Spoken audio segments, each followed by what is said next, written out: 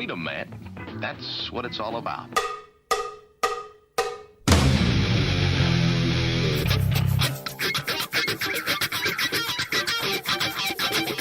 You've got to groove on freedom, like the good book says.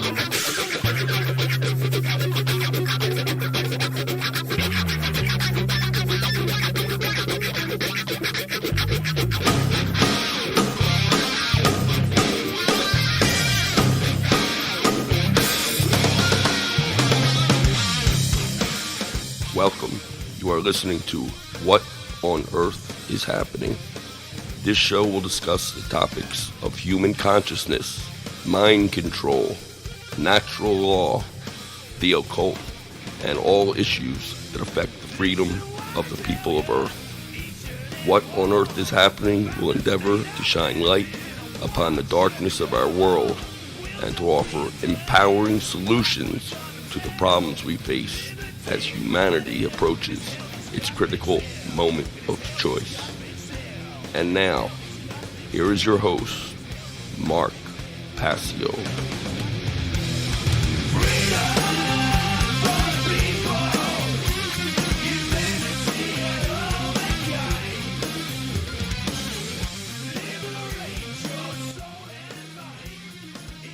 Welcome, one and all. You're listening to What on Earth is Happening here on the Oracle Broadcasting Radio Network. I'm your host, Mark Passio. My website, whatonearthishappening.com. The network's website, oraclebroadcasting.com. Today is Sunday, November 11th, 2012. Today is 11/11. A huge day with spiritual significance as far as numerology is concerned, because the 11/11 in numerological terms, occultically, is a light worker's call. And I would suggest that's why it is also Veterans Day, because the dark occultists who own the minds of order followers want to associate that with doing the light worker's work, when it has absolutely nothing to do with that, when in fact the following of orders without question, which is what all military service, my light awry service, is all about. It's about dispelling the light, and it's about doing the bidding of one's occult globalist masters. It has absolutely nothing to do with spreading the light, but of course they want to associate it with that true great work. So 11/11, the light workers' call, many people have brought that to the forefront over the last many years, and many people have experienced the synchronicity of seeing the numbers 11/11, especially those who are waking up to the true nature of the reality in which we are all embedded. So today on the show, we're going to continue with solutions-oriented approaches, and I'm going to open up the phones for the whole show, because last week I had apologized at the end of the show. I did not get around to getting to your calls. We talked last week about the 10th and really the final grassroots solution that I wanted to outline in any kind of depth. Of course, we can get into many other solutions as the weeks progress, but as far as the big 10 grassroots solutions for positive change as part of the section that I call the way out in the presentation of the material here on What on Earth is Happening, we talked about entheogens, entheogenic compounds, also known as psychedelics, and how if they were used in the proper context, they could significantly open consciousness and open one up to the nature of the true self, and essentially motivate someone to take part and take responsibility in a deeper sense of exposing the truth in our world and working toward really empowering people to make positive and lasting changes in their lives, so that we can rectify the problems that we've been experiencing here on Earth in human consciousness. So last week we got into things like how entheogens, if they're used properly, can help to bring the brain to a place of balance, and it can set right certain imbalances in certain modalities of consciousness in the physiological sense within the brain. We talked about the importance of set and setting, the mindset that you approach such an experience with, and the actual environmental conditions that you are going to engage such work within. We talked about the difference between the use of these helpers, these spirit helpers is what I call them, and the abuse of them, using them for the wrong reasons or just simply in the wrong ways. And I believe there are proper methodologies for their use and improper ones.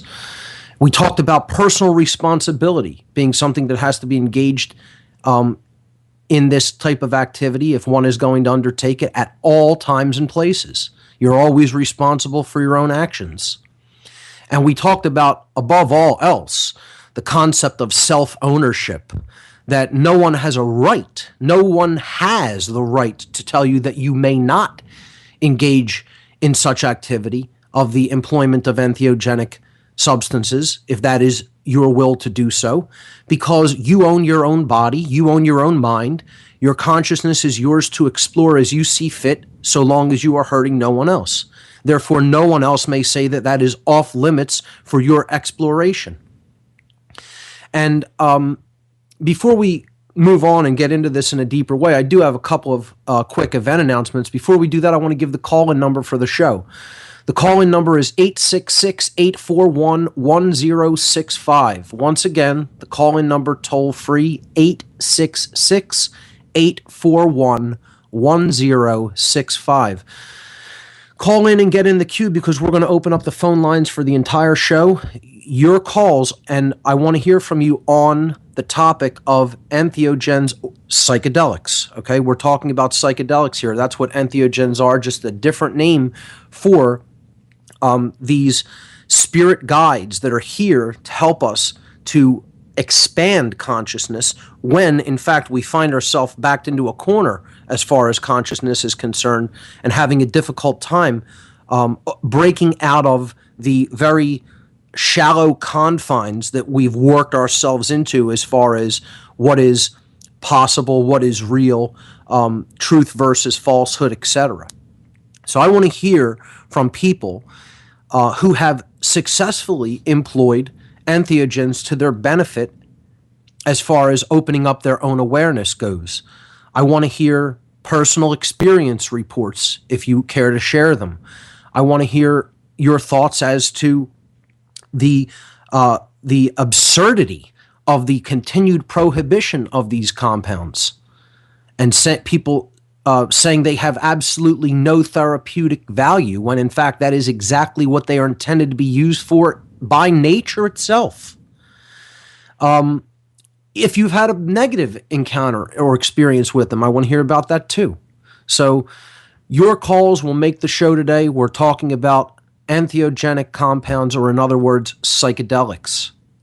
And we're talking about them specifically in the context as a solution to help us to expand human consciousness and awareness, and how they can be used as such if we take the time to understand both themselves and ourselves, and they can be tools and helpers to help us to understand ourselves better. But if we employ these tools with a healthy level of respect in a proper context, in a sacred context, I have called it. So that's coming up on What on Earth is Happening today, and I have a couple of quick event announcements. Of course, coming up in April of 2013, the Free Your Mind 2 conference, a conference on consciousness, mind control, and the occult, here in Philadelphia, Pennsylvania, on April 25th, 26th, and 27th of 2013. The location is the beautiful Arch Street Meeting House here in Philadelphia at 320 Arch Street.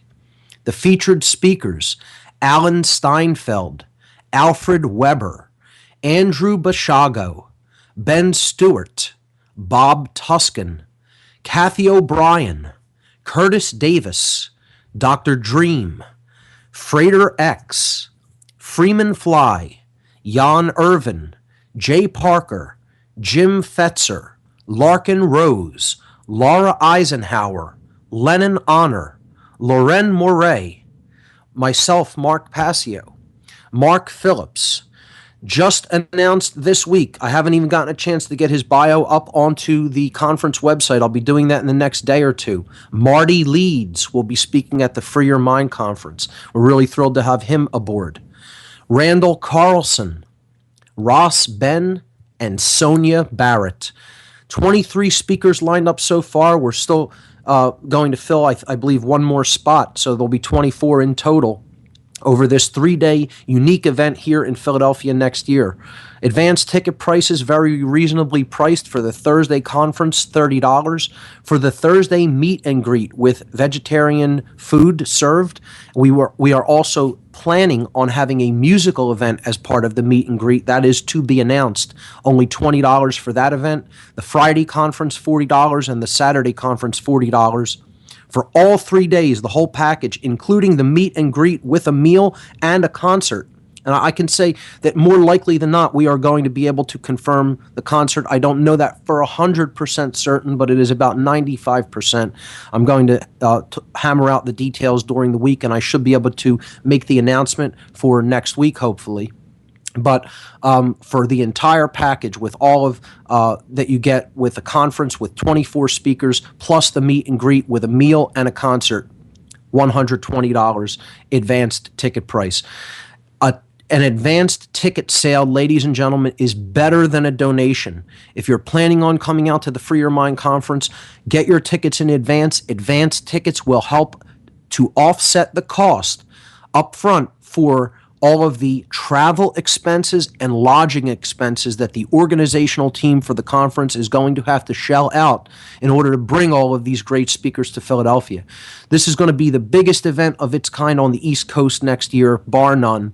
Get your tickets in advance. For more information, for more speaker bios and ticketing information, please visit the conference website at www.freeyourmindconference.com. The Free Your Mind 2 conference, April 25th, 26th, and 27th, right here in Philadelphia. The Truth, Freedom, Prosperity documentary screening and discussion evening will be taking place Thursday, November 29th, 2012, here in Philadelphia at Essene Food Market, on the corner of 4th and Monroe Streets, 719 South 4th Street, the exact address, here in Philadelphia. 6:30 p.m. sharp screening time, because we have a bit of a longer documentary planned for this month. And this month we will be showing the documentary Turning Point, a new documentary on the Bilderberg Group, the globalist think tank, the dark occult organization known as the Bilderberg Group. Turning Point is an excellent documentary. I highly encourage people to check it out. If you're in the Philadelphia area on Thursday, November 29th, come on out to Essene Food Market and catch Truth, Freedom, Prosperity's free documentary screening and discussion evening featuring Turning Point. For more information, please visit truthfreedomprosperity.org. Okay, the ad-free chip-in effort for the show stands right now at still $200. We didn't get any new donations this week. So, ladies and gentlemen, please keep the donations for this effort going. Any small amount helps. We need $1,000 raised by the end of January in order to keep the show ad-free during the 2 hours that it is on the air. So if we don't want the show to go back to having, tons of commercials in the middle of this, segments, please make even a small contribution. Many hands lighten the work. So even a lot of small donations will add up. So the ad-free chip-in effort, you can go to the What on Earth is Happening website, and right there in the top of the news section, you'll see the link to make a donation to the chip-in effort, and you will be able to see the chart at where the donations stand currently. All right. So last week we talked about psychedelics as a solution in consciousness to help expand awareness if they are employed, if they are communed with in the proper context. Now, two things I did neglect to do. I actually talked about one of these things, but I said that I was going to post the picture. I didn't get around to making that until the middle of the week, so I posted it with the images for today's show that are up on the radio show page or with the podcast. Image number 9 you can go to in the radio show page underneath the player, where you'll see the numeric links listed for images for today's show. And image number 9 is the image that I briefly talked about last week that I was going to post, the word communion. And I did have an inaccuracy in last week's broadcast regarding the etymology of the word communion, which I want to clarify today.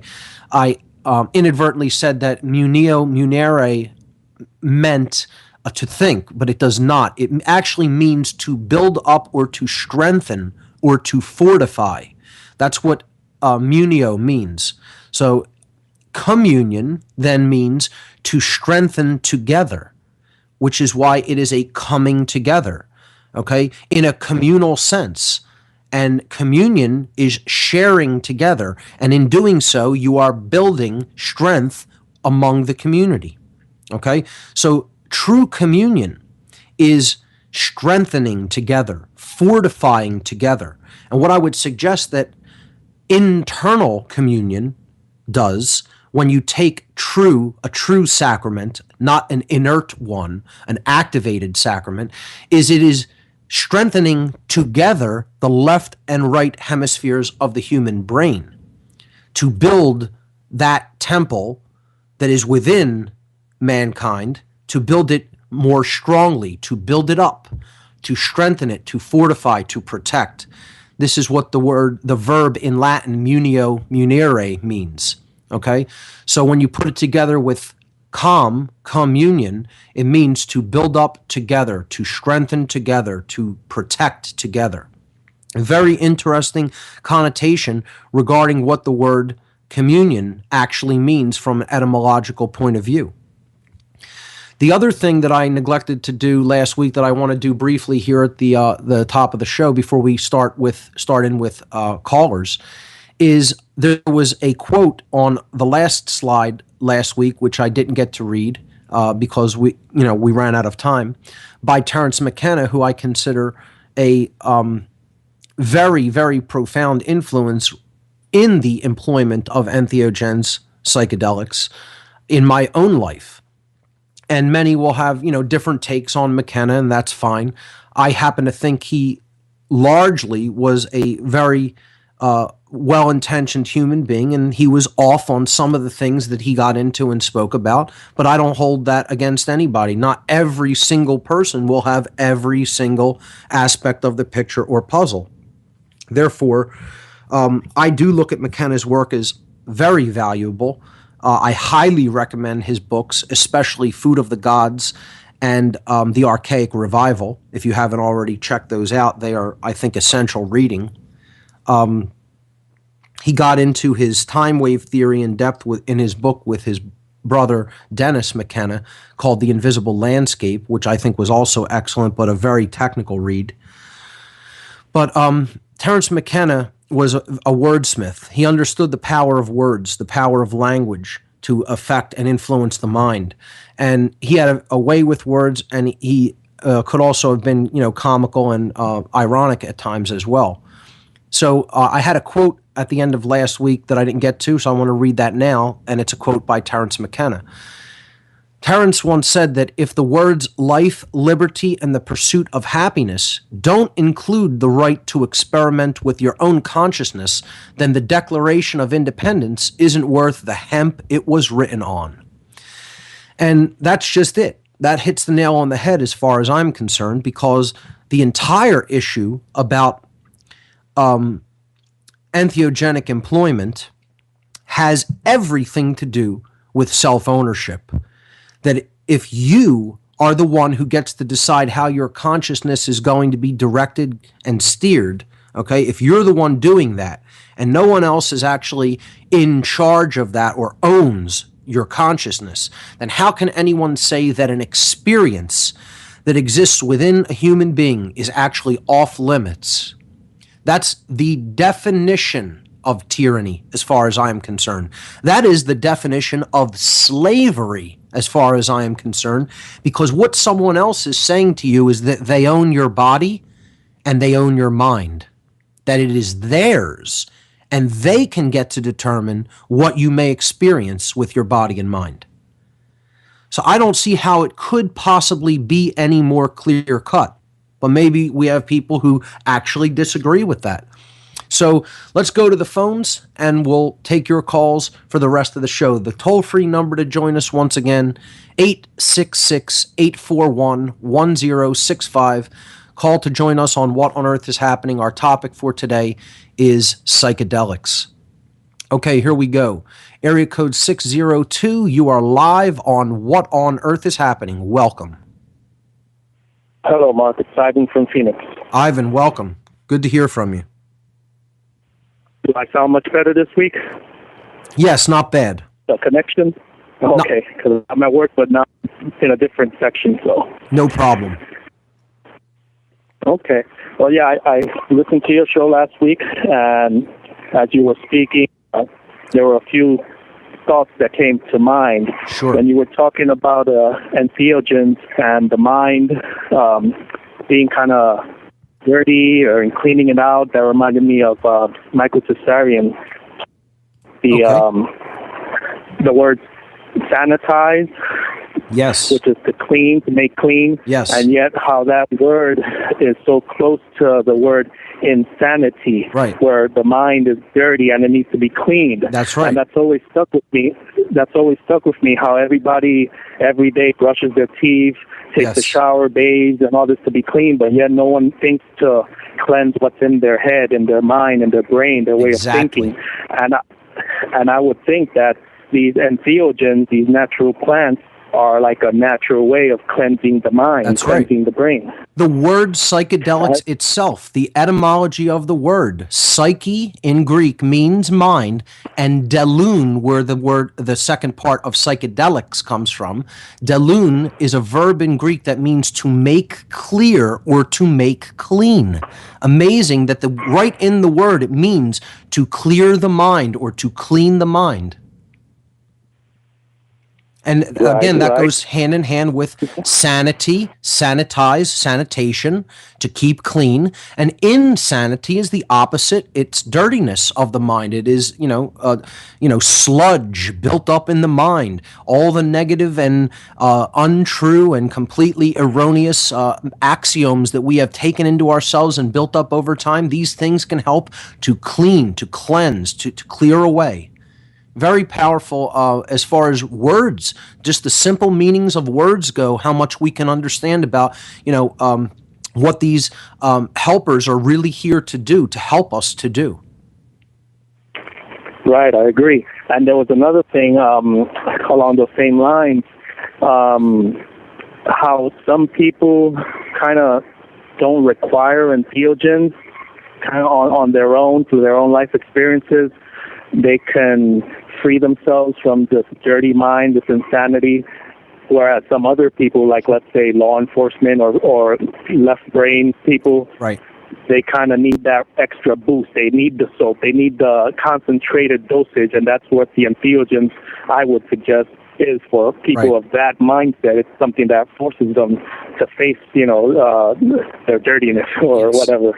I would agree, and I would say that the individuals who may not require such deep cleaning, so to speak, are those who the balance of the brain hemispheres is probably not that far out of alignment. It may be have a slight tendency toward one side or the other, but it's not really way out of alignment, and it's not chronically out of alignment. When it's chronically out of alignment to one brain hemisphere, particularly the left brain hemisphere, that's when these helpers, these spirit helpers and guides, can really be of very beneficial use if they're used the right way. Right. And then one last thing along the same lines that reminded me of a story that Ram Dass one mentioned about his teacher, how he gave him a whole bag full of these entheogens, and his teacher consume the whole bag, and ask them, hey, is this working? And Ram Dass tells him why. Well, I took the whole bag and nothing's happening. And Ram Dass is like, oh my God, you could overdose. And he talks about how someone who was already of an open mind, already enlightened, can take these things, and it's like, yeah, I'm already there. Where is this supposed to take me? Right. It's all about cleansing the mind's eye. It's been called many different things. It's been called the third eye. It's been called the one eye. It's been called the center of the self. It's been called the seat of the soul. It's been called, the doors of perception. Many different things it's been called. But ultimately, it's our connection with the higher self and our ability to see reality as it truly is. And that's really what has become fogged and clouded up, and just tons of dirt thrown on top of it. And again, these things can be cleansing agents if they are used properly and if they are used with respect in a conscious context. If we have the will to employ them in that way, I think they can be very beneficial symbionts for humanity to really help us to get through the dangerous and devastating stage in consciousness which most of us here on Earth are trapped in at the current time in history. Exactly, and that's why the powers that should not be will tell people, you're not dirty, that's the way you should be. Being covered in goop and, being on that's fine, that's the way it should be. That way people won't go out and look for ways of cleansing themselves. For example, cannabis, that's bad, that's illegal. Marijuana, mushrooms, ayahuasca, all this stuff, those are illegal. Don't do that. That's wrong, because they know once people try these things, their perceptions will change and see the crap for what it actually is. Sure. And again, keep in mind, ladies and gentlemen, none of us are advocating irresponsible usage or abuse. We accept that there is a proper usage for these helpers, and then there is an abusive use, or even to use them for simple escapism. And I'm not saying you couldn't, smoke some cannabis, to relax or to just, kick back with friends or something like that. But I'm saying if you're going to really use psychedelics in their proper perspective, in their proper context, it isn't about just escapism or having fun. And I talked about the joyride experience that you may get on the first couple of usages in that mental frame of mind. But that won't continue really indefinitely for the majority of people. They will begin to make you start to look at your own shortcomings and make you analyze yourself. Make you do some psychoanalysis upon yourself in the throes of the experience, whether you really want to or not. And I would suggest that's why they do not have any kind of a high abusage rate, because when people attempt to use them for the wrong reasons, oftentimes they get bit in the process by the helper or the consciousness that is within these compounds itself. It actually will bite them and say, hey, this isn't how this is really intended to be used.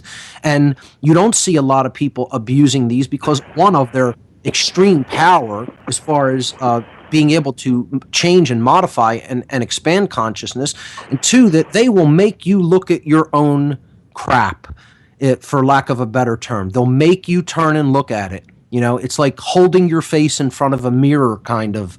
And at least that's been my experience, and been many other people who I know's experience with them. So that's, I believe, why they're some of the most difficult things to abuse. Can they be abused? Yes, they can. We talked about that briefly last week. It is possible to abuse even these substances, but it's much more difficult than something like, a street drug such as cocaine or heroin or crack or something like that. These are not the same class of compounds, and that's the first myth that really needs to be dispelled, is that all drugs can be categorized in the same class as the same class of substances, and that is absolutely not true whatsoever. But that is what the dominators want people to think is true, because they want to lump all of the beneficial things like cannabis or psilocybin or dimethyltryptamine in with the more possibly destructive or abusive classes of compounds such as heroin and concentrated cocaine such as crack. They want that obfuscated in the human mind to say, oh, it's all just grouped together. You lump that all together and those are drugs. And like I said last week, the compounds we're talking about here are no more quote unquote drugs than I am quote unquote a politician. They're worlds apart, worlds separated from that. Anybody that doesn't understand that clearly has not done the research. They have not actually looked into what these compounds actually are. So, Ivan, fantastic call. Thanks so much for calling in. You always bring some great perspectives. Did you have anything else? Not right now offhand, but like I said, I'm at work and I'm listening to your show through my phone, so I'll just stay on the line. And if you have another, any downtime or anything, you can always just come back. Great. Always a pleasure to hear from you, my friend. You take care. All right. You too, Mark. Thank you. Okay.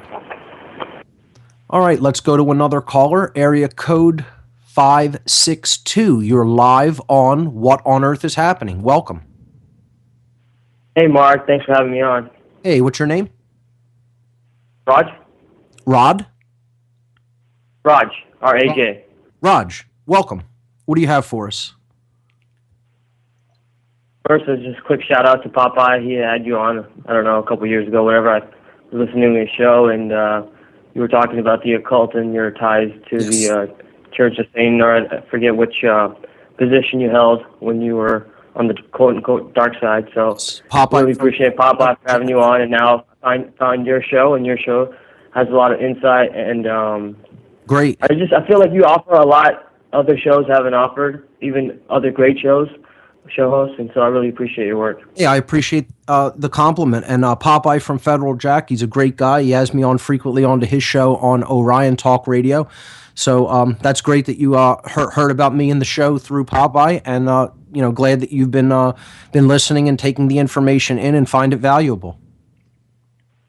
Exactly. And back to the subject, I guess, is I want to touch on the historical aspect first, because it's funny how 50, 60 years ago, these drugs were just all legal, pretty much. And I remember advertisements 100 years ago said if you had a toothache, just rub some cocaine on it, right? So I guess I'm not advocating cocaine use or heroin use or anything, but I remember what you said last week, how you must fight for someone's right to use even heroin, even though how absurd or crazy that might sound. Sure. Because I've personally known people who've used that, and it's not fun stuff. Oh, absolutely. But as far as that, I guess it's funny how people forget. It's just their grandparents or even their parents. They lived through times when everything was legal. It was just second nature. Go to the local drugstore to get heroin, to get cannabis, to get whatever. And now it's just after 1971, the drug war. They've put all these memes in it, and people haven't even researched MK Ultra, which is funny. I find that the U.S. government believed that the LSD that they were dosing people with could actually change them and mold them, which I think they can if they keep on doing it every day. Right. But I feel like if they just do it once in a while, it's exactly the effects, the opposite effects. It's proven to help people with PTSD. Yes. I know it's kind of the man-made version of some of the other options available, like shrooms and DMT. But my personal experience with shrooms and DMT, I think we're more on the joyride level, and I feel like I agree with what you're saying, is that I don't think I took in the proper environment. So I feel like I need to, get that set up, get my mindset set up, and right. I guess when you're in college and whatnot, it's just a joyride. Everything is, and so. It's so important, the set and setting. It could make or break the experience, because I think it is really determining the respect that you're approaching the entire experience with.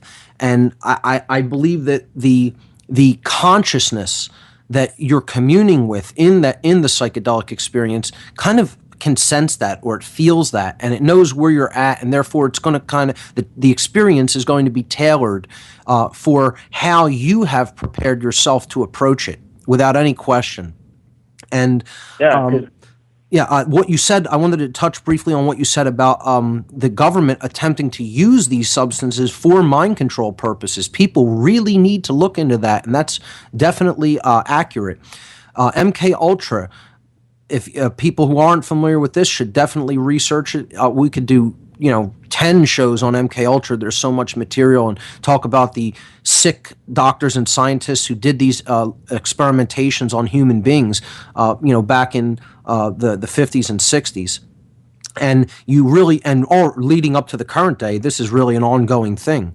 But, they tried to use psychedelics to control the mind. And really, I feel that fully backfired on them. People will say, oh, well, they were successful in a certain regard. But as far as the psychedelics goes, largely that opened up people's mind to higher level of awareness and let them look at the absurdity of what was taking place all around them.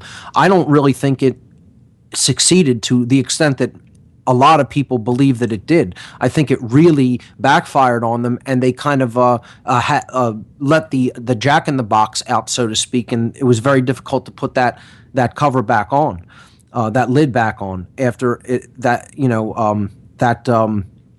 possibility escaped of what these things could be used for in a transformational capacity. So that being said, it isn't to say that there can't be abusive usages of these against other people. It absolutely could be done, but again, these substances are actually much more difficult to employ or use like that, and I think that's what some of these mind controllers who are trying to use them toward that aim found out as part of MK Ultra, is that hey, this had an actual opposite effect, and we're getting blowback from even attempting to have done this with the wrong choice of compounds. In effect, it got out and helped spark somewhat of an awareness. Now, I still think that usage back in the way that it was used in the 1960s wasn't as responsible, nearly as responsible as it should have been, and therefore it really didn't have a truly powerfully transformative effect on consciousness globally. But it did open up some people's minds, at least temporarily, to see, that society was largely about control and violence, and helped spur a lot of people on to dig deeper and do some further research in their own respect. That being said, not every one of the people that experimented with psychedelics back then fully awoke, and many of them got a glimpse and then went back to sleep. So it's all about sustained effort, and it's all about really understanding the tool that you're going to be working with, and then understanding yourself enough to engage a level of respect with your tool set and with the consciousness that you're going to commune with. However you want to look at that, you could look at it as a tool. You could look at it as a consciousness that you're actually going to be interacting with at a personal level. I think either way of looking at that is basically fine, as long as you understand it in context of why you're doing this, what you want to achieve, and then again, doing that in a responsible way. And to bring it back full circle, set and setting is two of the most important elements regarding that. The mindset, your pre-existing mindset, has to be in the right place. You wouldn't want to do this in states of, extreme emotional trauma or stress, and you would want to do it in a trusted environment, in a secure environment, in a place that is set up for such exploratory usages, and a place where you feel comfortable and safe, and you can really, delve into the experience in a immersive way, and in a way that you're not going to be, putting yourself in a position of irresponsibility by, being around circumstances and situations that you might, do something or mess something up in some sense, or hurt somebody else.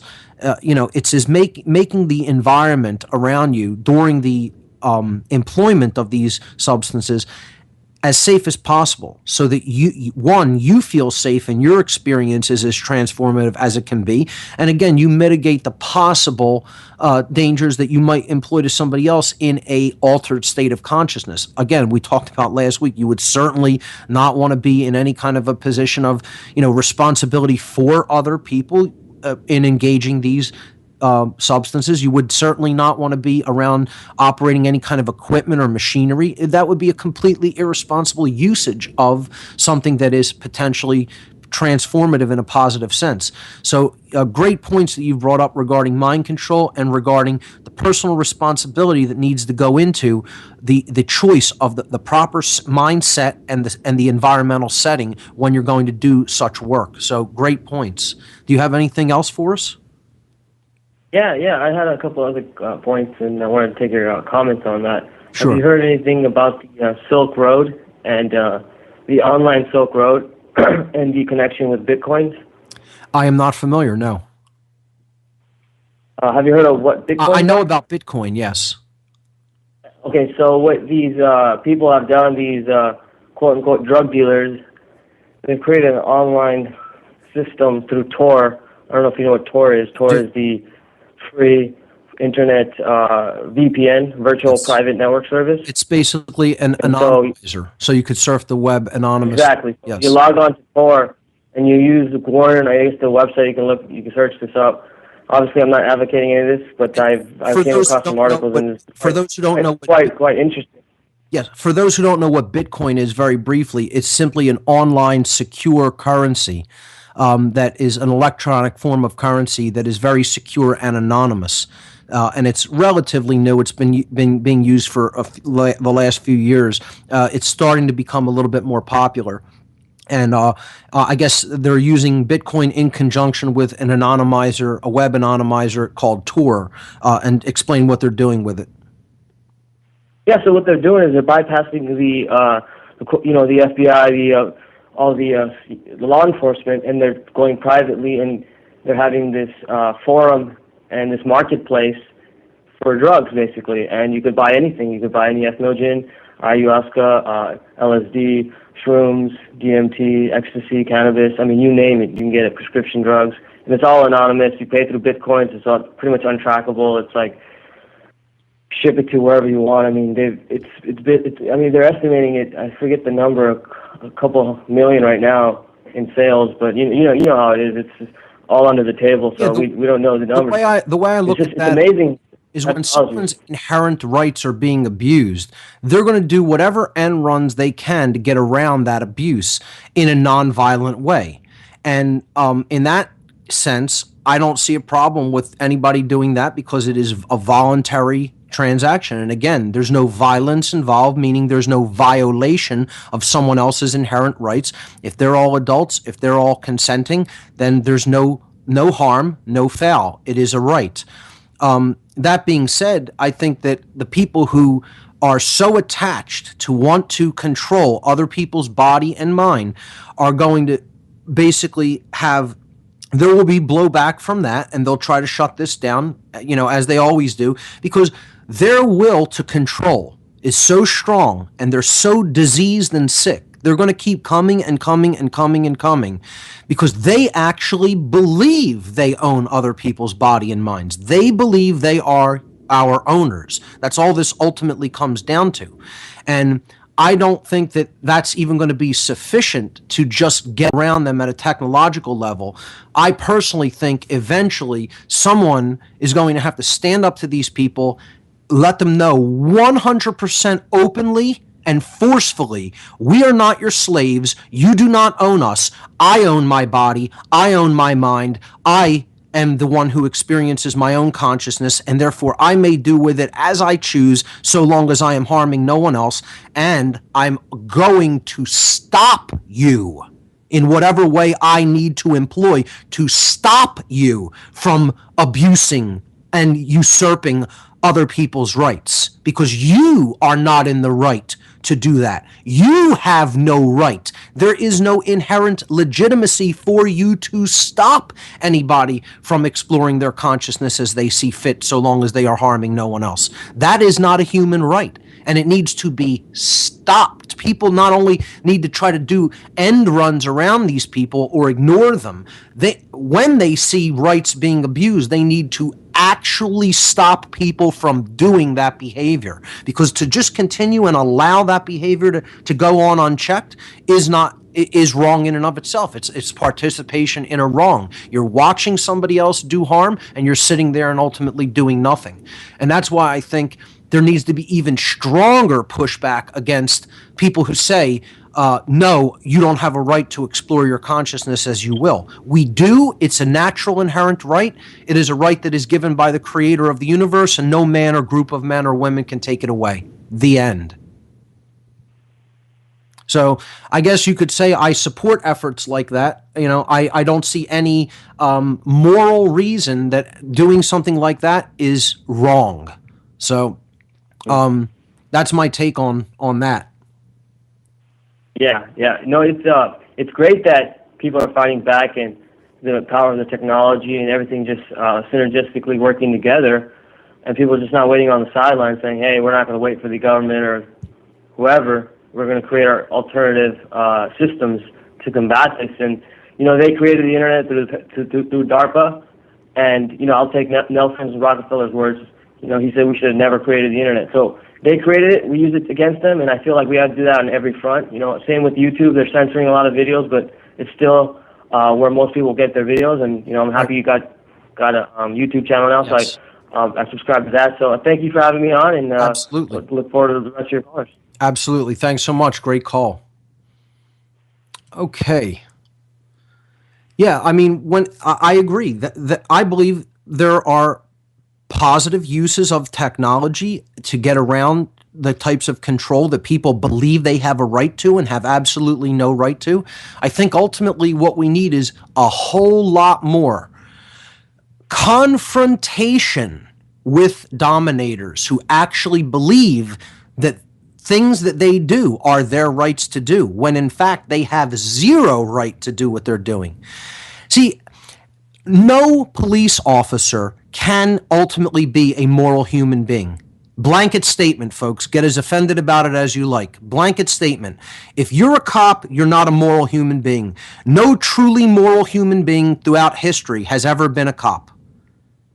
Upon becoming truly moral, if one was a cop, they have to stop being a cop. The end. That is a blanket statement, extreme, absolute truth. Why? Because a cop, by definition, is the follower of orders called laws, which are arbitrary dictates of man that do not always align with morality, with the laws of nature, with the laws of right and wrong, under the creator of the universe. Therefore, they're saying this arbitrary dictate is law now, and I am a follower of the people who dictated this law, quote unquote. Therefore, I'm going to now enforce, I'm going to use force against anybody who is going against this arbitrary dictate. So, if I see somebody driving down the road and they're not operating their vehicle improperly, they're not operating their car improperly, they're just simply traveling on their way, and they have a substance that I deem, that the law, quote unquote, has deemed is off limits for human consumption and ownership, then I get to physically stop them, physically take their freedom away, fine them, demand money of them, demand their property, take what is theirs, take their property from them. The nerve of this attitude, this is violence. And people can't see it because they're so brainwashed. They initiated force when they had no right to initiate force because no one else was being harmed. The only time anyone has a right to initiate force is when someone is being harmed and you are attempting to stop that harm from continuing. Then you have a right to initiate force. You never have a right to initiate violence, because violence, by definition, is the initiation of force that you had no right to initiate. See, the difference is who started the force. If you're the one who started or initiated the force, you're not in the right. There is not a right to begin using force when no harm was taking place. And this is what every single cop throughout history does not understand. And the people who support police and support military, they don't understand the non-aggression principle. They don't understand that none of this is a right. It's always based on violence. The entire institution of police is based upon violence because all enforcement of law are enforcements of arbitrary dictate. You do not need law enforcers. You need people who are willing to exist in harmony with natural law, and if people abuse them, people in the community already possess the right to stop them from doing it. The problem is they want to shirk their personal responsibility and hand it off onto someone else and say, no, you act as the protectors of society. And people will say, well, then all people would be doing is trying to protect what they already own in their own property. Maybe that's what it would be, but why would it be like that? Because you didn't educate people from the beginning about what a right is and what a right is not. It isn't because human nature is so bad that the majority of people would just act as complete lunatic animals and go and steal, rape, and pillage. That is not human nature. And anybody that believes that it is sick themselves with a poisoned worldview. It's the current condition of ignorance about what a right is and what a right is not, and that not being drilled, hammered into the brain, into the mind, into the psyche of the youth from the time they're out of the womb. And people will say, well, isn't that mind control? Yes, it is, ladies and gentlemen, and I've said it before on the show. That's the proper use of the influence of another person's mind. You start when that computer called the brain is young, and you have to put proper software into it. The problem is we have viruses, we have virus programs running in the brain, in the computer called the brain right now, as an entire society, as an entire species, because proper software wasn't loaded when we were 0 to 6 years old, when the brain is a completely absorptive computer, taking in everything, all stimuli from its environment, practically unfiltered, and accepting it, running it through that computer. That's how the brain operates at a very young age. They call it the formative years. Why do you think they call it the formative years, ladies and gentlemen?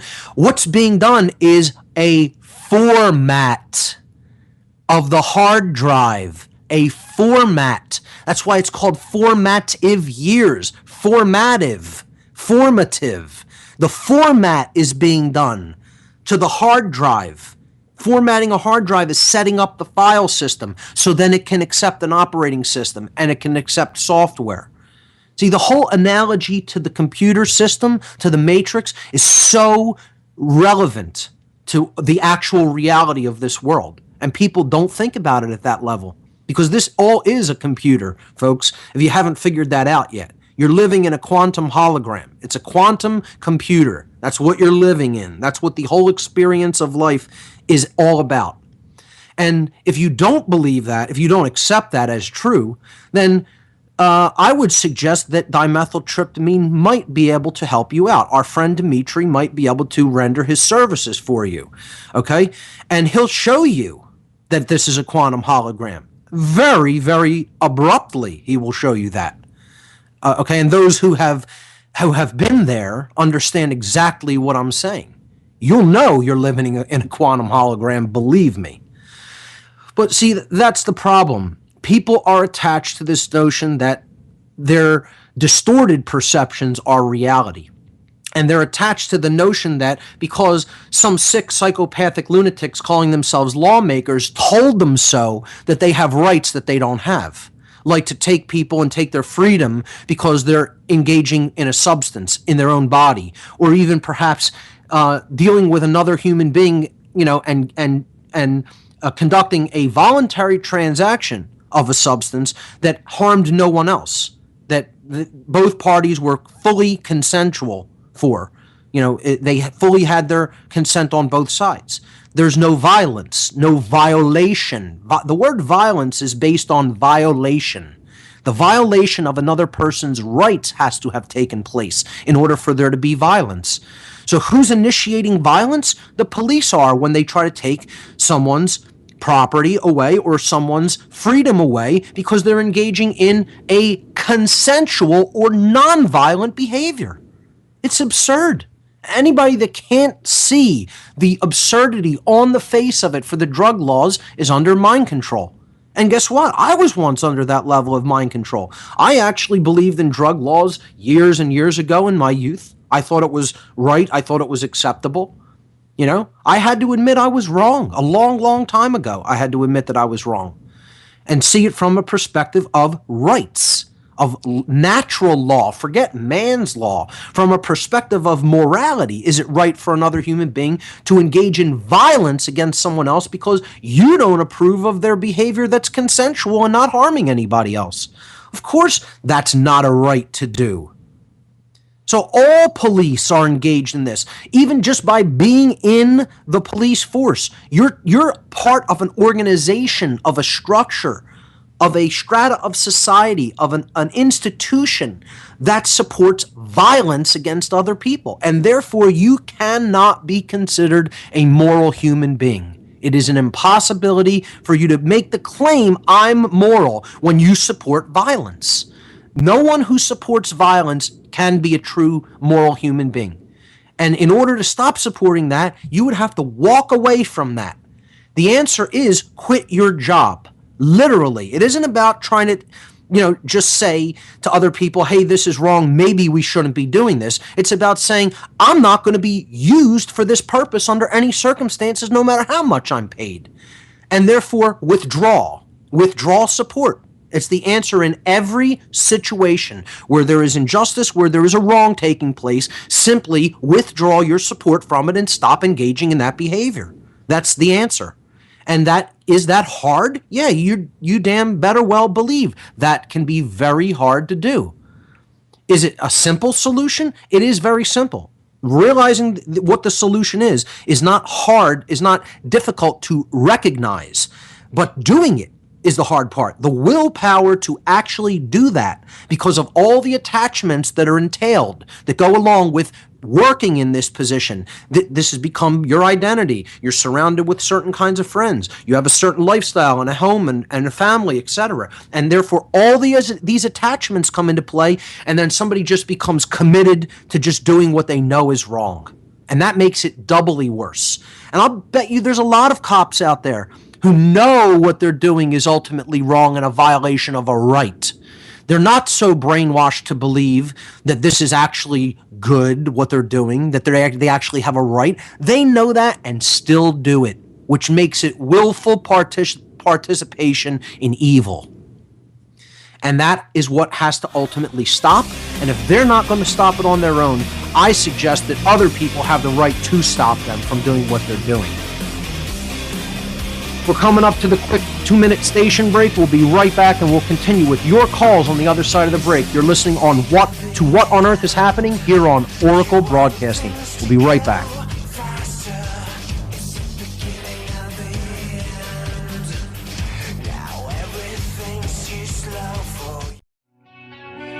I was born, a shotgun in my hands. Behind the gun, I'll make my final stand. Yeah, and that's why they call me Bad Company. I can't deny. How appropriate.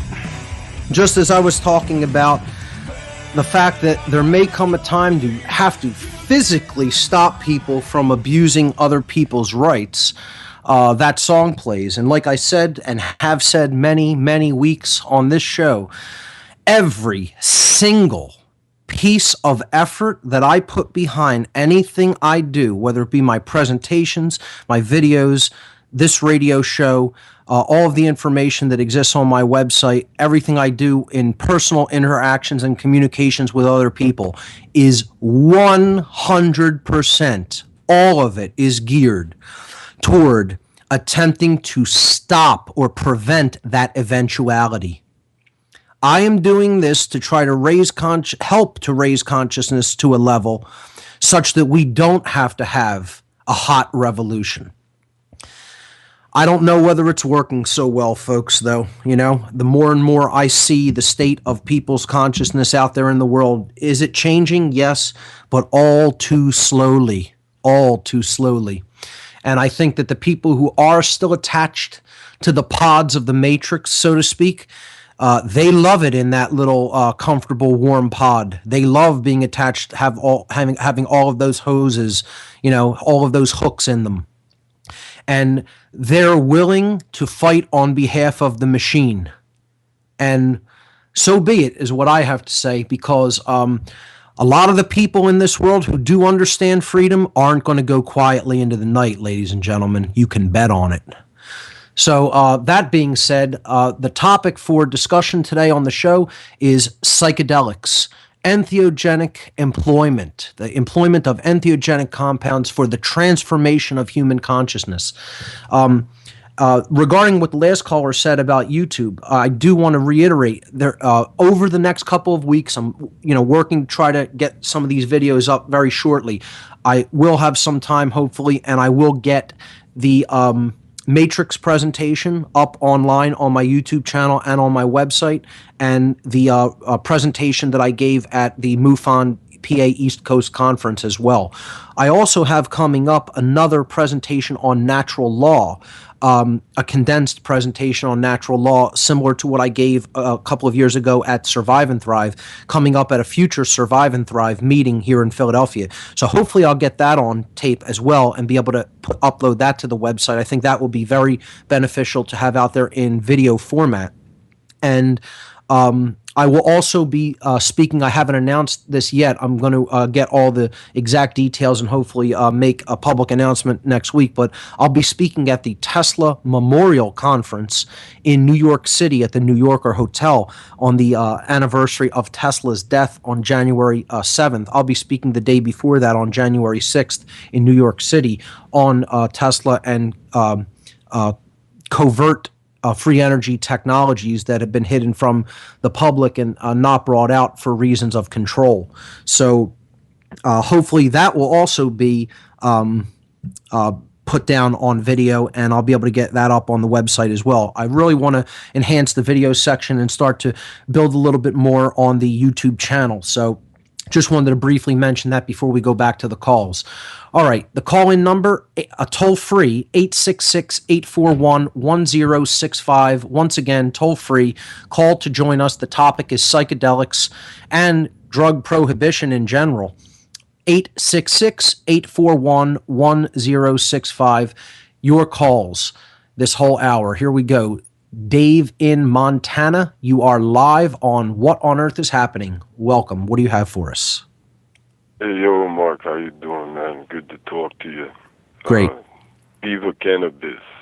Yes. A cop thought one time he had the right to smash my head against the wall and kick me in the shin because he put me smoking a plant. For possessing and smoking a plant, imagine that. Imagine. Yeah, feed you, clothe you, house you, make fuel for you, medicine. That's right. Why they don't understand. That's right. But I called up about the psychedelics. I think it's like everybody should witness a birth. Yes. Change the world, I think. Yes. You know, the same way with psychedelics, I think. It's like it opened my heart to more love that I never experienced before. Can be amazing. Something that I wouldn't attempt to think, you know, and stuff like that. Yes. I was in communion with the earth. I could feel the earth spinning, you know. It shows you how many perceptual blocks that we really have operating within ourselves, because it opens those gates, so to speak, and allows information that is always all around us to be directly experienced and communed with. And it shows you really, when you engage this experience, it shows you how formerly shut down you really were. And then hopefully we can maintain a level of openness as we go about our daily lives after that experience happens to be over. But we're changed at a fundamental level that makes us a little bit more open to the totality of what is really there and all around us and within us. Opens your eyes up to the discipline of life. and obligation or onus. Yes. It's so amazing how many people are just so dead set against that level of possibility. It's like, what do they hate so much within themselves that would make them want to lash out at somebody for just wanting an experience that is all about more connectivity to the all, to the totality of everything around them, and that has the potential of making them a more empathetic and sympathetic being. What would they be opposed to? What could they possibly be afraid of? What could they possibly fear? It's all about them ultimately not liking who they are. It's about them hating themselves. It's a level of self-loathing has to be present within them for them to lash out like that against another human being just for having an experience. Experiencing, witnessing a birth has opened my eyes to a lot. I think if everyone witnessed a birth by the time they were 16 years old and was part of a delivery, right, there would be a great change in the world. I There's agree. people that go through their whole life without even witnessing that. And, Yep. and it's like the same thing with these like mescaline, mushrooms, LSD, PCP. That's where I've been at, MDA. But now, can I ask you a question? You were they might in be messy, were you there it in might be person? messy, but that's like the mess in your mind, like you were talking about. You have to be open, kind of. Yes. Like in a good setting, like all you guys was talking about before. It's a certain level of preparation It the work. reminds me, I learned this word namaste. And Yes. that's what it really does, man. It shows that we are all divine. Right. And we all are due this divine respect that is within us all. Right.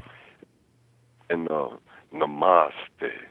Such a beautiful word. To recognize the divine in another. I recognize the divine in you. Right. And I respect it.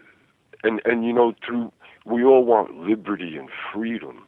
And these things that we're talking about brings liberty and freedom, because without trust, without respect, without onus, don't have liberty or freedom. Absolutely. Can I ask you something? The birth that you witnessed it in person? It wasn't just I person. cut the umbilical I mean, cord. I've seen video footage, never witnessed it in person. That must be really powerful. Oh man, like I say, there would be a better world. We would live in a better world if everybody witnessed a birth of a human being and took part in bringing that baby into the room. There's 5 people in there, then all of a sudden 6. It was wonderful. A lot of people think it's a bloody mess. Yeah, but that's what life is, man. Right. That's what life is, and we got to deal with that. What looks like, and if you're an adult, you could deal with that. See, a lot of people don't want to leave that purity of the mom and the dad, so they look to the government, they look to religion, like the cops. They're more like Sanhedrin now. They're implementing a way of life. If you don't go along with this way of life, you're a sinner. You're a bad guy. You're not going along with the religion. Government's the new religion, exactly. Yeah. And psychedelics also showed me that money is like the most stupidest thing that we could use to live on this planet. Anyone that has had the experience... And then they think I'm crazy because I'm telling them money is insane. Anyone who has had... And I'm the crazy one because I don't have gold fever. Anyone who's had the experience of simply even attempting to use or engage the concept of money during the throes of a psychedelic experience will almost all agree it is the most ridiculous, funny, absurd thing that you have ever encountered in your life. It's horror, man. It causes so much horror and evil. And then it makes you look at fractional reserve banking, then you go, well, money, what's money about? Then you learn about, fractional, that's why money's so evil, and I could see right through it. It shows you the divine comedy of our whole experience. It really can, laughter is a big part of the psychedelic experience. The throes of ecstasy, insofar as getting the laughing fits, etc. And that's all, I think, showing us the absurdity of what we have built up around us. And out of all possibility that we could have made, we chose to make this prison. It is, and it shows absurd. Don't worry about dying. It's all about living. Yes. And can get rid of your existential angst, I have called it, or your existential doubt. Believing that you are simply the body and the mind. You are the thoughts. It can get rid of that. It can show you that you're something far beyond all of that, and you are one with consciousness at a unified field level of reality itself. That you're, really at one with the all. If you get a powerful enough experience, if you engage it in a certain frame of mind, that can really become the experience. And for those, once you see that too, you don't really need them drugs to do that either. Right, exactly. Because it shows you the way. Yes, and it gives me a glimpse into the unseen, like the spirit. A lot of people think it exists, but those are the people, I think, that are caught up into the physical, because there's the seen and the unseen, man, and get a little glimpse into the unseen, and sometimes you don't want to see what's in the unseen because it's you. Sure. I think that's, again, a lot of the reason that many people will dabble in the psychedelic experience, but they won't really do much work as a result, because they don't want to see what it has to show them about themselves, ultimately. This is all about self-knowledge, and it's what these things are really doing is they're forcing us to deal with ourselves at some level. Well, they don't want us awake. They want us to think that they're the God, that their money is the God, and their way is the way. So, of course, people wouldn't, who are in positions of control and power don't want anybody experimenting with something that can really show you the true nature of reality and the true nature of yourself. They want you to continue to exist in their fantasy. Pull away from Earth. Right. The psychedelics draws you to Earth, and, who's the one that gives us life? The Earth. And the sun, sure. With the Earth. Well, you brought up some great points. Very, very. Salute, Mark. It's great talking to you. You always let me speak my mind. You take care, my friend. And I think you have a really, really great point of witnessing a birth could really totally help wake up a lot of people, because they would, be able to see that divine expression, in all of us through the actual birthing process. So, really great call, and a lot there to consider, a lot there to ponder. Okay, let's go to another caller. Area code 905. 905, you are live on What on Earth is Happening. Welcome. Hi, Mark. It's Luke from Canada. I'm sorry, and I didn't catch your name. Hello? Lucas, Canada. Lucas, welcome. Hi. Today I want to know if it's all right if I go over my dimethyltryptamine experience and absolutely, hopefully get your interpretations of it. Absolutely, that's what we want. Okay, so first, right after I took the DMT, I started feeling a tingly adrenaline rush. Okay. And then I saw vivid colors and sharp edges. Then all of a sudden patterns started coming up. Yes. Patterns that were like all-encompassing. Yes. And then I became a part of the pattern, and then there was eyes in the pattern, and they seemed feminine, and they're looking at me. And then the pattern started moving, and then I was moving with the pattern. Wow. And then I felt like I was glitching. And then I felt like I was glitching, and I was losing all perception. So like left, right, up, down, we're all collapsing in on each other. I saw a bunch of numbers going across the screen, like I was glitching in a computer. Wow. And then I saw my skull, and then like from a third person perspective, like it kind of like let go, like it was a death, and I had my last breath, and then all these like light just left me. Like it was like I was made out of like light, and it was all leaving me, and I was all in darkness, and I was kind of sad because I thought I died. And then I guess I was just floating in space at that point, and then I felt like I was in a roller coaster, like it was bringing me somewhere through space. Mm-hmm. Sure. It wasn't intense, but then I was moving towards something that the only way that I could describe it is a highly advanced collective database. Mm-hmm. And I felt like I was a stored, like, saved file on it. And then it showed me, like, I guess my file wasn't complete. Like, that's the only way I interpret it. It was showing me, like, I don't know, like a file or a battery of some sort, and it was, like, green on the inside, but it wasn't full yet. But I thought it was, like, it's not, like, I'm not dead, you know? And then I went into the database, and then it was an entity of itself. And then I was still moving towards it. Like, all I saw was, like, a blue light. And then I was surrounded by, like, these blue or clear, loving entities. Amazing. And they're just showing me, like, love. And then I recognized the place before. I knew I'd been there before. I guaranteed. I was laughing. I was howling. I was like, oh, I've been there before. I've been here before. And then they brought me into, like, a white box, like a giant white box. And then the feminine entities, like, left me. And then I was a swirling ball of, like, blue light in the middle of the white box. And the boxes, they looked transparent, like there was a lot of other boxes surrounding. And then a black and white face popped up on the screen, and one color was, like, inverting, and the other one was, like, expanding. And he felt like, well, it felt all-powerful, and it could be scary and dangerous to mess with, but I felt like it was, like, loving and kind at the same time. And I showed a bit of fear, and then it, like, it sucked up, like, my fear, like, it ate my fear. Like, I don't know. It was, like, yeah. I don't know how to really explain it, but it was the fear all of a sudden disappeared, and then I felt like he had it. Pardon? I'm sorry. It's amazing the level of clarity you were able to remember the experience and the progression of the experience in. Usually it's more hazy for people, but that's great that you, did you happen to write it down, like, after it happened? Is that how you were? Oh, yeah. I had I had a recorder going, so right when I came out, I started seeing what I saw, so I recorded it. That's a great way to do it. Yeah. Okay, continue. I just wanted to clarify that. Go ahead. And then I felt like that entity, like, that was on the front screen of the box, it was made of black and white. I felt like it had expectations of me. Like, I was, like, mighty at some point, but then I felt, like, really embarrassed. Like, I don't know, I didn't know what to say, and I felt really awkward. And then he just kept laughing at me. Like, it just kept laughing at me. I didn't understand.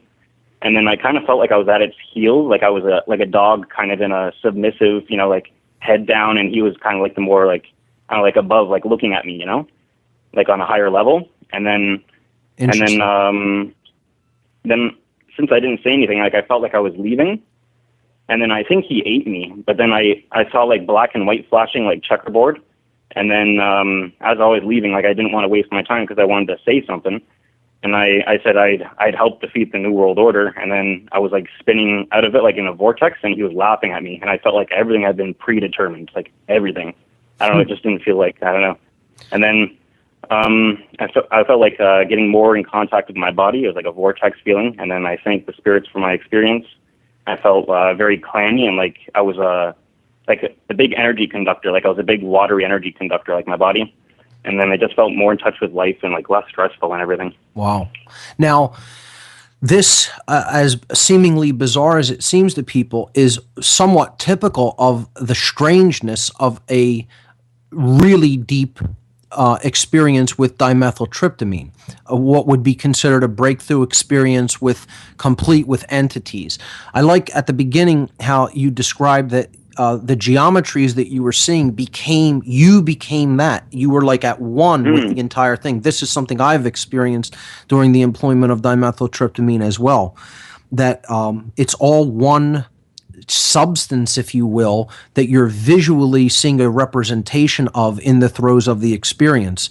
Because I think what that is you're seeing the unified field level of consciousness, and it's all one thing, but presenting itself in different forms or structures or geometries. And the entities that you encountered, I feel, are representations of the higher self, and they're beings, they're presences that are there to alert you to certain work or changes that perhaps you have to work on in yourself. And I think you becoming the submissive dog is you saying, I'm open to the work that I still need to do. And I'm willing to do that. It isn't that, you were like in a challenging position with them. It was like them saying, well, you were saying that you were under them and they were over you. So I look at like that as like your lower will is saying, I'm willing to do the higher will's work, the higher will's bidding, the bidding of the higher self, to help raise consciousness up and defeat this dark cabal that, you as you said, you called the New World Order. And basically, I think the laughter is all about the divine comedy, the absurdity of everything that we've built up around ourselves, and how really what we need to do is simply take a step back from it, take a look at it, and realize the absurdity of it, and then leave it, let it go, release it, release attachment to it. So many people don't have that connection with that, complete absurdity of what we've built up around us, that they are still in that serious frame of mind to believe, that all of this stuff that we think is real actually is real, and it matters, and it has to be protected, and we have to make people conform. Like the gentleman in the last call said, it's a new religion, and it's all about making people accept it and making them conform to it. And I think an experience like this shows you how important the release from attachment is, and what you're ultimately doing in releasing from that attachment is you're stepping into the slipstream of the higher will, and then the journey of life becomes more enjoyable, bearable, tolerable, and you know that what you're doing is geared toward the higher will, and it's geared toward the right. So that's, to me, is my interpretation of an experience like that. But in all honesty, no one can really interpret your experience but yourself. And it sounds like you've integrated it very well. There's, that after experience known as integration, where you have to really attempt to make sense of what you were shown, because what you were shown doesn't necessarily translate in this world. You have to revisit it mentally and go back over it again and again, and, take a deeper look at some of the symbolism or geometries or presences that you experienced in the throes of the experience or the trip. And again, travel, you said you were traveling. That's another big motif in the DMT experience of actual travel, from one place to another. Traveling through. Yes. Yeah. So it sounds like you did a lot of good preparatory work. Your set and setting was very good, and you integrated the experience very well, especially through writing down, actually taking a pen and paper and writing the experience down afterward, so that you can have clarity, because the freshest it's going to be is as soon as you come out of it, and that's the time to record it. And that's something I didn't really take work to do. I have a fairly decent memory, which, I'm lucky to have, but I wish I would have even written down some of my experiences right after, because it does seem that they really dissipate very quickly, almost as if a dream, right after you're out of the experience. So that's something that I think you did that is very good, that other people should take note of too. Thank you. And just a little thing, I remember Terrence McKenna, he had a quote saying that dimethyltryptamine was like divine wisdom falling through the cracks of your fingers. Yeah, exactly. Yes, it dissipates very quickly once the experience is wearing off. It's like a dream leaving you that you're struggling to remember, kind of hazy. Even though the experience is very vivid and distinct, afterward it's very difficult to remember or to really attempt to make sense of. And again, I think that's why it's a good technique to use an audio recorder, or to have some form of note-taking capability by your side, so that you can put as much down as you can, and then go over it. So that is an awesome experience report. I want to thank you for sharing that. Did you have anything else for us? Nope, that's all. Thank you very much. Absolutely. Taking my call, and great call. And it gives people a little bit of a verbal, ability through words, to try to put it into words for people to take in the experience from a verbal point of view.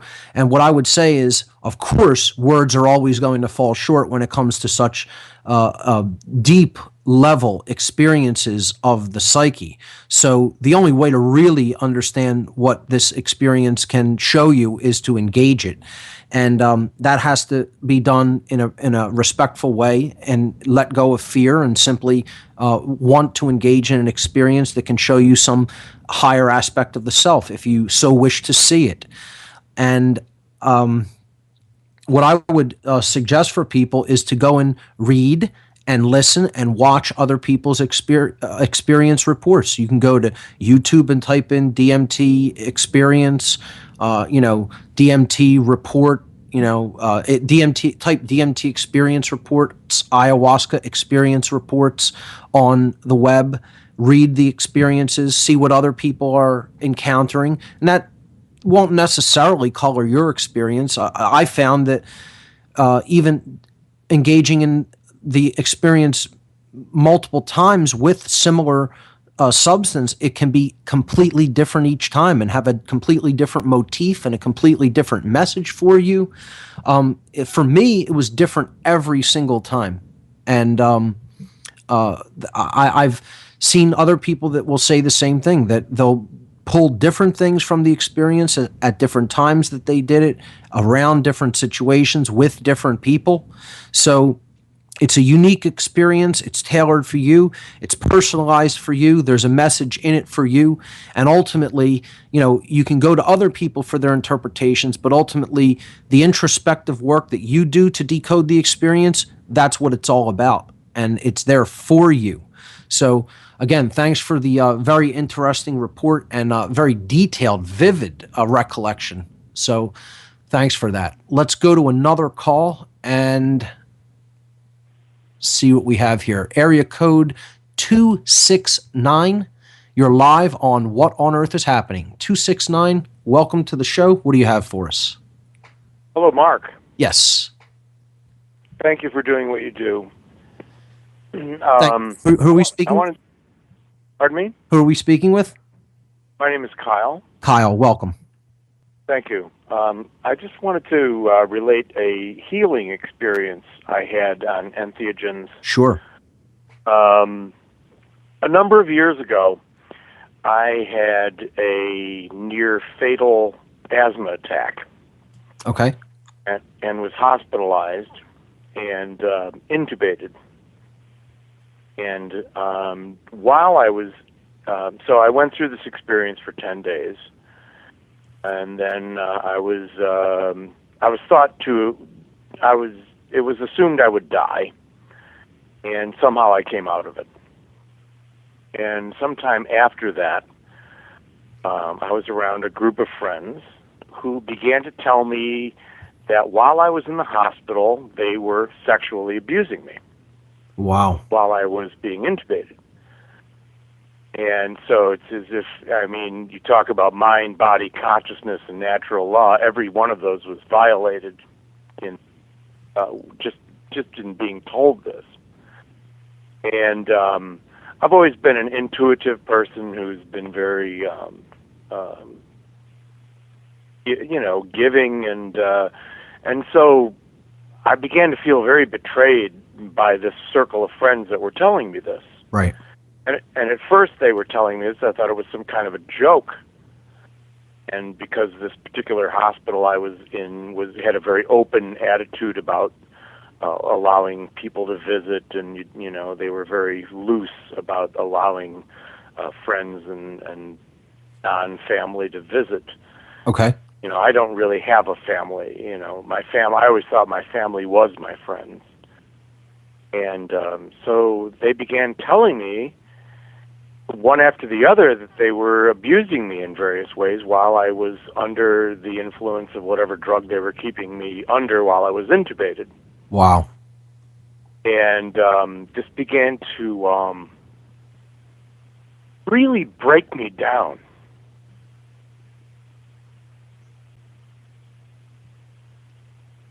Hello, did we lose you? Yeah.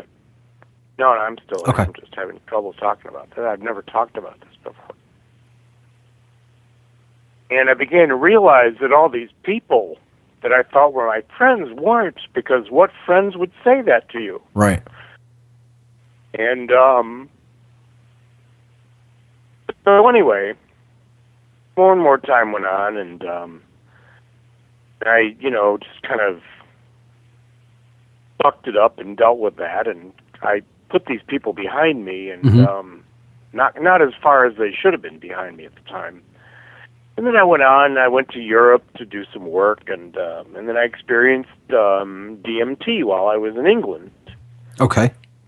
And that began to open doors to make me realize that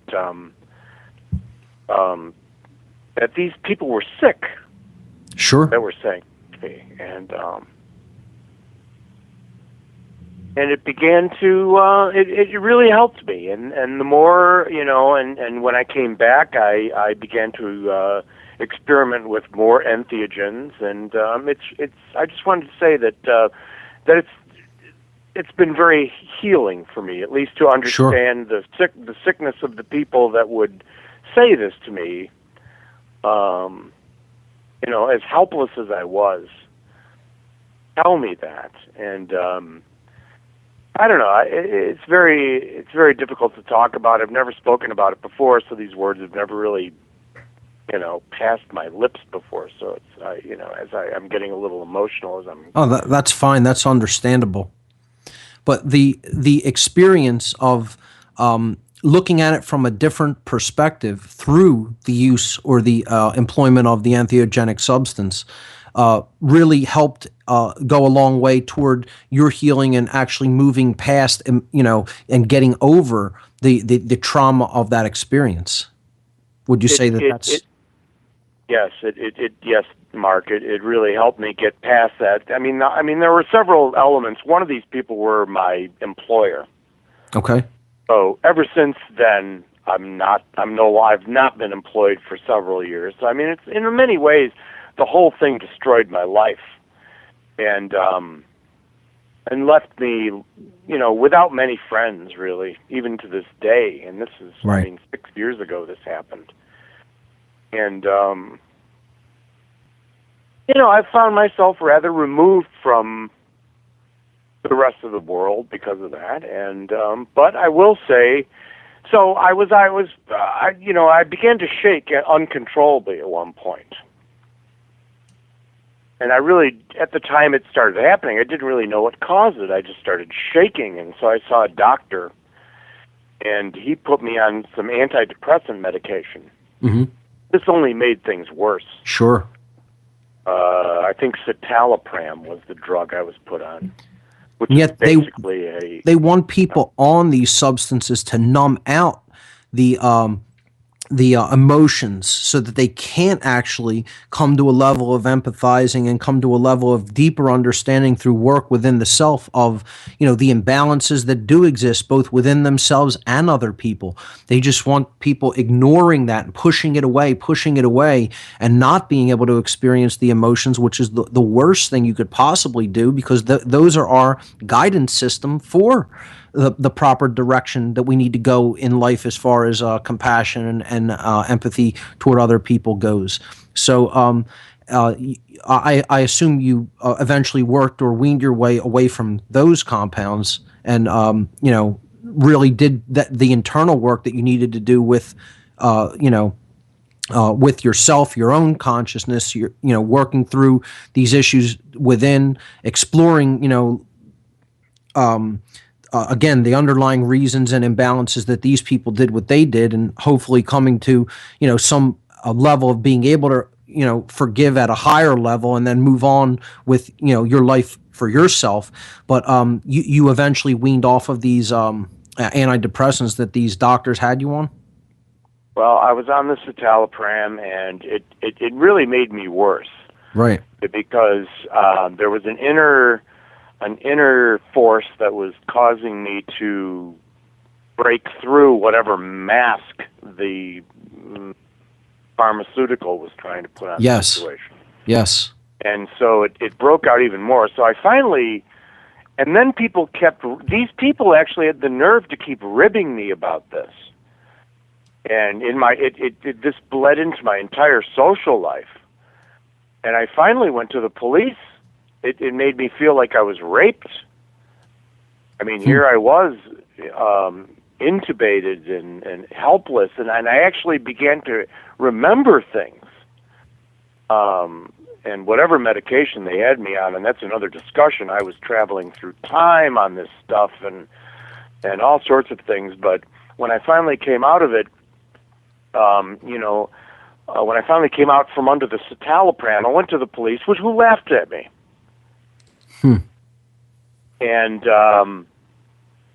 And then they investigated it, but only on the most perfunctory level, and it was kind of, it just didn't go anywhere. And I felt like, I shouldn't have.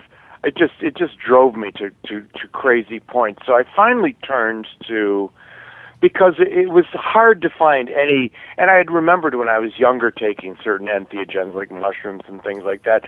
And now, of course, it's difficult to come by these things in some places. Oh, of course. But they want to make it as difficult as possible. Well, they sure did. But I'll tell you, a healing substance that I found was something invented by Sasha Shulgin, who was, who I'm sure you know who I'm talking about, who was experimenting with synthetic forms of mescaline. And one of his synthetic forms of mescaline was a substance called 2CE and 2CI. Well, I found 2CI was an extremely healing substance. It was the best thing I could come to, to getting my hands on legally, because a couple of years ago you could actually buy that stuff. Right. So I actually found it and got some and was working with it, and it really, really helped me. And it helped me get off the citalopram, and I'm still dealing with this, and maybe I'll always deal with this satanic situation that was being imposed on me. But at least I think what these substances helped you to do is build up your own will to actually deal and confront the situation instead of numbing out the emotions that the situation may have made you feel. And I think that's better than, doing nothing or just accepting what conventional, quote, medicine is going to give you in the way of antidepressants. That means you're not actually dealing with the root causal factor of the trauma. You're just burying it and masking the symptoms so that you're closing receptor sites so you can't experience those emotions. And that's always a bad thing, because those emotions are there for a reason, and ultimately to do the work to deal with that shadow material, with that darkness, will bring you through the experience stronger on the other side. So it sounds like that. It sounds like that is what happened ultimately with you, and you came out on the other side stronger as a result, in spite of the experience. Right. I really did, and it's an ongoing work, and I'm getting better, and I feel better about it. I'm glad I was able to talk to you about it to the extent that I've been able to communicate it. And, well, I want to thank you for sharing the experience. We have had so many great calls, and that takes a lot of courage to open up about a traumatic experience and share with how entheogens helped you to move through that, and like I said, emerge stronger on the other side. Very much so. Thank you, Mark. You got it. Thanks, Kyle, for the call and for sharing that experience. Wow, we've had some great calls here today so far, and that was really, again, took a lot of courage for someone to come out and relate a traumatic experience like that. But that is the power of some of these compounds. They can really help us to engage the emotions and work through something that has been traumatic, and show us deeper levels of ourselves, and even confront the powerful but very difficult work of moving past something that has been extremely painful for us. Also, forgiveness can be incorporated in that as well, which is a big part of moving through trauma. So a very, very interesting call there. Let's move on to another caller. Let's hear from Nathan in Arizona. Nathan, you're live on What on Earth is Happening. Welcome. Hey, Mark. How you doing? I'm well. All right. I just a couple things I'd like to bring to light. John Irvin's recent research. Anybody, it seems like it's created quite a wedge in the psychedelic community, and I really think I'm would like to just point out that without critical thinking, psychedelics have been used for manipulation on the masses. Can be done. Right, and it has been so done. I don't, right, and Jan Irvin's going to be there on Free Your Mind conference, right? Sure. Yeah. Yes, he is. But, I have countless experiences throughout my teens and 20s. I have a family, so, pretty much straight edge now. But I'm frustrated with the fact that they are Schedule 1, most of them, Schedule 2 drugs, and we can't get proper research. We can't get proper settings. Sure. And our minds as the general public have, we haven't been provided. We've been provided compulsory curriculum, like the Prussian education system all these years, and generations have gone by, and critical thinking, everybody puts their logic before their grammar, and to really get the full potential out of an experience, whether it's psychedelic or any experience, if you don't have the proper filters installed from, the trivium, the quadrivium, just not putting the cart before the horse, more or less, I think that's really really haven't gotten us much. We really have not been able to progress in the most important area that we need to progress, I think, as a species.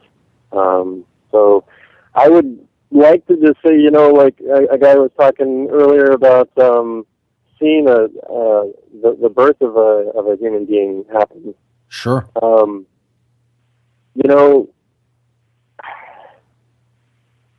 Would it be too much to say, let's everybody, that's had all these experiences consider, we all do, we all have, most of us from time to time, but really just, if we want it to not be a Schedule 1, Schedule 2 drug, if we want to decriminalize all these things so we can actually get real progress in not in this world, but in, I guess, maybe the kingdom from within, actually letting it come out, maybe we should all be a little bit more sober and determined, and use that determination to really figure out what it is to be liberated, what it is to be independent. Sure. And I don't know, that's the only thing I have. So many experiences that I could share with you guys. I'm sure. Well, I think those are all really great, valid points, and we have to be aware that yes, anything can be used for good or ill, depending on whether it is being used for its intended purpose or whether it is being abused, used in the wrong way, for methods of control. I think there's probably many other things that have worked more effectively for control in the dominator's tool set than psychedelics, television being the biggest drug in the world. I think the most abused drug on earth is television, and television is a drug. It's something that people would not consider a drug, and it is. And these things, which are psychedelics and entheogens, which many people would consider drugs, I don't consider drugs. I consider television a deeper, hardcore drug than any entheogenic compound in the world, personally. And that's a drug that most people are hooked on and, couldn't put down for a day without serious withdrawal. That's a mind-controlled drug. They're being fed a specific version of reality that they're addicted to, that they are hooked on. And, it is about breaking those attachments, and absolutely what you said is valid. You have to go in with knowledge. You can't, like you said, people put the logic before the grammar, and that can't be done. You have to gather your information first, ladies and gentlemen. Don't step into something blind. Do your homework, do your research. The reason people have experimented with certain things and put out information there is so other people won't necessarily have to take the torturous route of trial and error and, self-experimentation and, making a whole lot of painful mistakes. You can gain a lot of knowledge simply by doing your own homework on all of this material and entering into the experience in an informed way. So that's really good advice as well. Regarding, the infighting that you were talking about in the psychedelics community about who's involved with what and, whether somebody was genuine. Not every single person is going to have the full picture. There are statements people are going to be made that are wrong, that are based on their worldview not being, fully healed and intact. There are also, things regarding, what is actually going on in the world that people have wrong or could have bought into that are put out there by others. But that doesn't necessarily make one, an agent of the dark side either. So I think we have to engage, logical filters there as well to say, okay, someone might have held this opinion, which is kind of similar to an opinion of one of the dark side, but that doesn't necessarily make them one of them. It just might make them uninformed or wrong about that particular aspect that they happen to be talking about. So, that's what I try to also caution people to. Just because you don't agree with what one person says doesn't make them working for, a mind control operation, or, means that they're shadow op insiders. It simply means they might not be correct about that one aspect of reality that they're talking about at the time, and their worldview may not be fully healed and integrated. So that's another thing I think we should be careful about.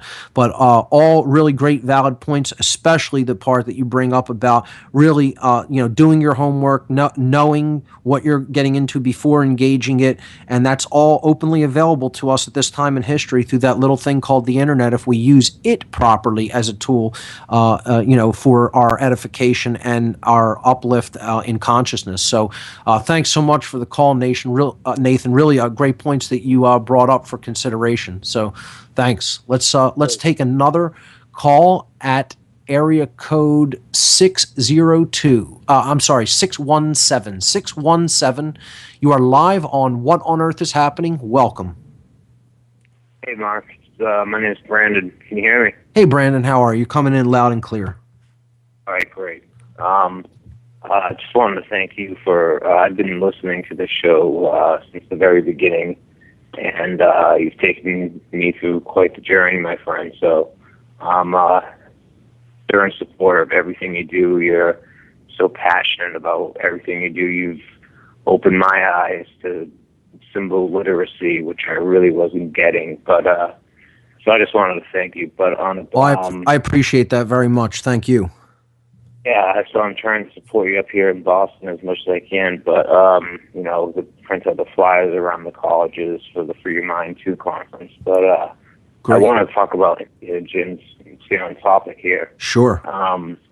What I've experienced is that I have a friend who, you talked about that crucial chakra, let's say, moment where it's, and Joseph Campbell talked about this, where you can either go up or down. Right. You can either evade it or you can either go to the deep level of it. And I have a friend, we're kind of opposite. I'll take the entheogens and I'll go inner, and then I want complete darkness. I want to talk and have an I and thou conversation with a symbiotic entity that is exactly as it seems like, they have a pattern to it, almost a scientifically verifiable method. It can be falsified, all these different things about it that are great. Whereas he doesn't really he's afraid of going down. I think it's not the heart chakra, but almost the stomach chakra. he's afraid of going below and really facing the demons that are within himself. So what he does is he opens his eyes and he runs around and, plays games and does push-ups and he runs up mountains. And, yeah, that's all great to experience nature and touch and feel and see all these great things and stuff. But, I mean, I think the real way to do it in a proper setting is to experience it in high doses in complete silence and darkness. And yes, many advocate that approach. Yes. Yeah, yeah. And what I've learned is, when that first time it happened to me, I started to get nauseous, and I ran to a hillside, just kind of collapsed. I thought I was going to die, and then I heard a buzzing in my ear. It was almost like an ohm. It was just got really loud, and after that, I was almost in tears, and I closed my eyes, and the darkness, all of a sudden, I could focus on the little pieces of light, and when I did, they became clear. And they trans into those photonic solids that we talked about, and they overlapped each other, and they were geometric, and I realized it was an entity, and I laughed, and the first thing I said was, "There you are. That's the thing I've been looking for my whole life," and it was right there, right in between my temple, right in my eyes, between my eyes. So, but another thing, that's my experience. So one more thing is, I think it brings to that archetype level as well. You get to see people as archetypes. My friend said I turned into an old man at one point. I think that there's an important thing about, stimuli during a trip or experience, but I think the setting should be really reverential to the plant or substance itself. And, because we really don't know too much. I mean, we know a lot, but we don't know too much. And it has to be combined with some sort of other spiritual practice, whether it be, some kind of meditation or even if it's, reading, not too many reading anymore. Sure. My meditation is reading. And I think, if you don't combine spiritual practice with entheogens, the combination of both is great, but if you just go with the entheogens, you get things like Burning Man. And you'll end up with a right-brained form of chronic imbalance if you did only that with no, other practice like you're talking about. We maintaining balance is the key here. And again, these are the most transformative to those who are already in a left brain, overly 5 sense attached worldview. That left brain modality, that when it's chronically dominant, one becomes like a dominator, or overly analytical, logical, and not engaging enough in the intuitive and in the creative aspects of life, and in the nurturing and empathic side of the personality. So those are the people I think that it can have the greatest benefit for if they're open-minded enough to give it a chance. And it can work wonders on them if they have that open-minded approach. But I agree.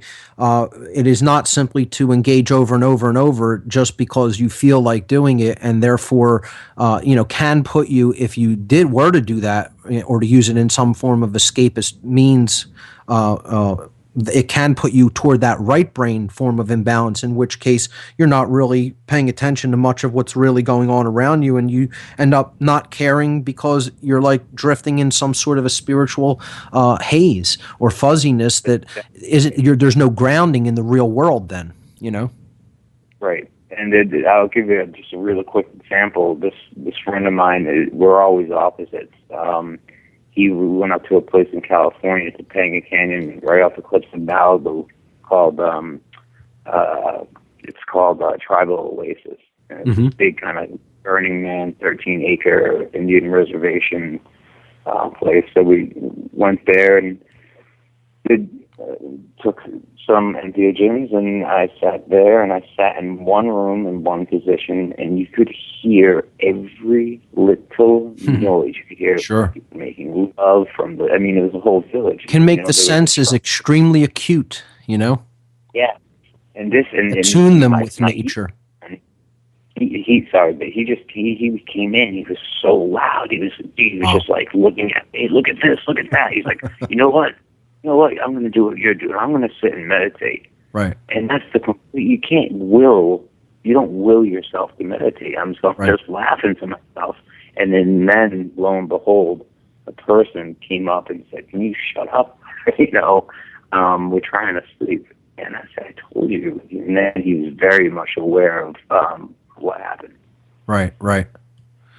Yeah, it can definitely put you in that heightened state and get you to attune your senses with nature. And again, it can also expose things that you are doing that you're not consciously aware of, and expose that and then make you aware of your own behavior and how you might need to make course correctments or adjustments to that behavior. So I want to thank you for sharing that experience, and we're running almost out of time here on the show, less than a minute left, but thank you so much for the call, and all really phenomenal calls the whole show today. The listeners who called in, I want to thank for sharing their experiences with us and bringing up some really valid points. Remember, this is all about use versus abuse, and understanding the proper context, the sacred context, the conscious context to employ these powerful transformative tools in. It's all about personal responsibility, and ultimately it's all about self-ownership.